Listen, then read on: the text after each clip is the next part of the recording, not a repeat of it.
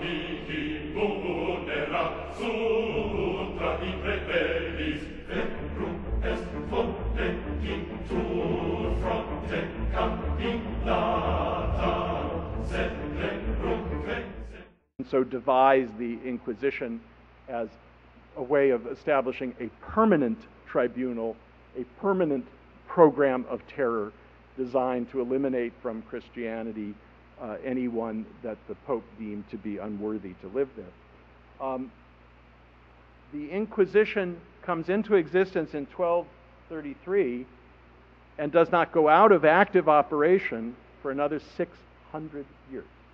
There are 6 centuries of active operation of the Inquisition. Another surprising fact I would suggest. The last victim of the Inquisition was not put to death until 1826, which is 50 years after men intoxicated with the principles of the Enlightenment founded the American democracy, issued the Declaration of Independence, built a wall between church and state, and did all of these things in the late 1700s in response to the excesses that they had observed in the old world in Europe under the Inquisition. In many ways, you could frame what the founding fathers sought to do in America as a repudiation of what the Inquisition did in Europe. And yet, a half a century later, men and women are still being arrested, tortured, and murdered by this formal structure known as the Inquisition. The Spanish Inquisition itself did not go out of existence as a formal legal entity. It was the last operating Inquisition until 1834. And one of the ironies and surprises that I like to share with my audiences and my readers is that, in fact, strictly speaking, the Inquisition has never gone out of existence. That office of the Vatican, which was the central headquarters of the Inquisition, the Holy Office of the Inquisition, whose job it was to supervise the work of inquisitors all over the world for 600 years, was never dissolved. It was simply renamed with a nicer name. And the word Inquisition was removed. It became the Holy Office for the Doctrine of the Faith. To be sure, they are no longer using water torture or the rack or the wheel. They're no longer burning people at the stake, but they are still, to this day, in operation as a thought police within the Roman Catholic Church. And perhaps the greatest surprise to people who don't know the Catholic politics is that the man who last served as the head of this office, the successor to the medieval Inquisition, is today Pope Benedict. He was not the first Grand Inquisitor to rise to the rank of Pope, and his successor is continuing to do that work. The Inquisition was a very wide-ranging machine. What I suggest in my book is that once this machinery of persecution was tinkered into and cobbled into existence and fine-tuned for use against one particular enemy, the Cathars of southern France, it proved to be so useful and effective that new targets, new victims were searched out and persecuted in successive centuries. The Inquisition always was hungry for new bodies to torture and burn. And as a result, the victims of the Inquisition include a huge variety of people who have virtually nothing in common with each other except that they were victims of the Inquisition. Joan of Arc is a famous victim of the Inquisition. Galileo, perhaps the most famous victim. If you read the Da Vinci Code, you know something. You think you know something about the Knights Templar. The real story of the Knights Templar is that this order, crusading order of the Roman Catholic Church, did in fact become very wealthy and powerful in medieval France, and the French king became covetous of their wealth and jealous of their power, and so he called up the Pope in Rome and borrowed the Inquisition and used it to defame the Knights Templar, to falsely accuse them of heresy, and then to torture them into false confessions, and then to burn a healthy number of them and break the rest of them, so that the Knights Templar pass out of existence through the hands of the Inquisition.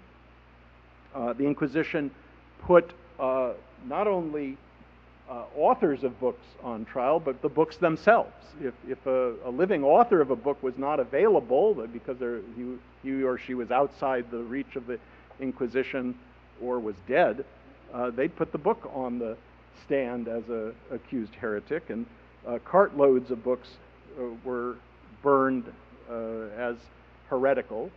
That was within the jurisdiction of the Inquisition as well. In fact, at a time when the Bible in translation became available in Europe, it was a crime to own or read one unless you first went to the Inquisition and applied for a license. The Bible was considered to be the exclusive province of the priesthood. It was to be read to the laity, not by the laity, and if it was in translation, that was in itself a suspicious act. So anybody brave enough to buy a translated Bible and to want to read one would have to present himself or herself at the office of the Inquisition and ask for permission. There's another surprise, and I always like to emphasize this for my Jewish audiences, and that is, contrary to what you saw in the Mel Brooks movie, the Inquisition was not invented to persecute Jews, and in fact, throughout its existence, Jews were beyond its legal jurisdiction. The Inquisition could not arrest and punish a professing Jew. The Inquisition was always and exclusively a police force used to detect and punish Christians whom the Pope deemed to be the wrong kind of Christian. As long as you remained a professing Jew, you were safe from the Inquisition. Now, I don't want to go too far with this. Jews were persecuted by other arms of church and state, and they were always at risk, and there were terrible atrocities throughout the history of the diaspora, but the Inquisition was not one of them. Jews came into the crosshairs of the Inquisition only in the fateful and famous year of 1492, and only for a very specific reason, which we will spend some time discussing in a moment or two. After 1492, there was a Jewish theme to the Inquisition. But even then, those who were victimized by the Inquisition were nominally Christians and not Jews. We're going to touch on that in some detail. Now, what was the Inquisition so agitated about? Well, the only crime that the Inquisition was empowered to punish was the crime of heresy. Now, what is heresy? This is something worth thinking about and talking about. Heresy is a word that comes into English from the original Greek word. I wonder if you know what it means. The original Greek word, heresis. It means choice. So that the notion of heresy is based on freedom of choice. The freedom to choose what to believe, what to practice in religion. This is a term, I pause to point out, that has meaning only in monotheism. In the polytheism of the ancient world, the idea of religious diversity and religious liberty, the freedom to pick and choose among religions, was a hallmark of paganism, classical paganism. One of my earlier books is all about just that subject, that when we here in the United States embrace freedom of religion and separation of church and state, we are not honoring the traditions of Judaism, Christianity, and Islam. We are honoring the traditions of paganism. That's a purely pagan idea. In paganism, the word heresy had no meaning. In monotheism, what it meant was choosing, electing to believe something that the established religious authority deemed to be wrong, in error. And when the established religious authority had at its disposal the tools of the state, the constabulary, the courts, the jails, the torture chambers, the gallows and the block, the pyre, then the error could be treated as a crime and punished in the most severe way. That's heresy. That was the crime of the Inquisition.